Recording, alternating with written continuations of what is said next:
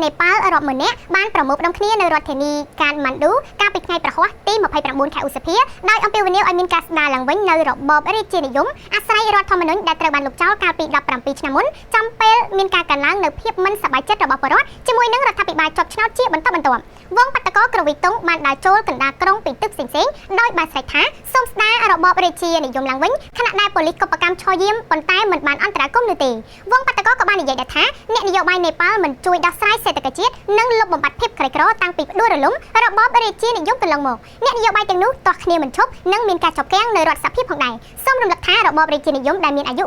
239ឆ្នាំត្រូវបានសភាបោះឆ្នោតទម្លាក់នៅក្នុងឆ្នាំ2008កន្លងទៅបន្ទាប់ពីមានការតវ៉ាតាមផ្លូវបង្ហូរឈាមជាច្រើនសប្តាហ៍ស្ដេចចុងក្រោយសម្រាប់ប្រជាជាតិរស់នៅតំបន់ភ្នំហេម៉ាឡ័យមួយនេះមានព្រះជន្ម77ព្រះវស្សាយ៉ាន់ណេនត្រាបានរស់នៅជាមួយគ្រួសាររបស់គាត់នៅក្នុងផ្ទះឯកជនមួយនៅក្នុងទីក្រុងកាថ្មណ្ឌូនៅក្នុងនាមជាមនុស្សសាមញ្ញចាប់តាំងពីត្រូវបានផ្ដួលរលំអតីតស្ដេចនេប៉ាល់យ៉ាន់ណេនត្រាបាននិយាយថាលោកសូមមិនធ្វើអត្ថាធិប្បាយទៅលើបាតុកម្មកាលពីថ្ងៃប្រហ័សនោះទេប៉ុន្តែក៏បានសម្ដែងការសោកស្ដាយចំពោះអំពើហិង្សាដែលបានសម្លាប់មនុស្ស2នាក់កាលពីខែមីនាកន្លងមក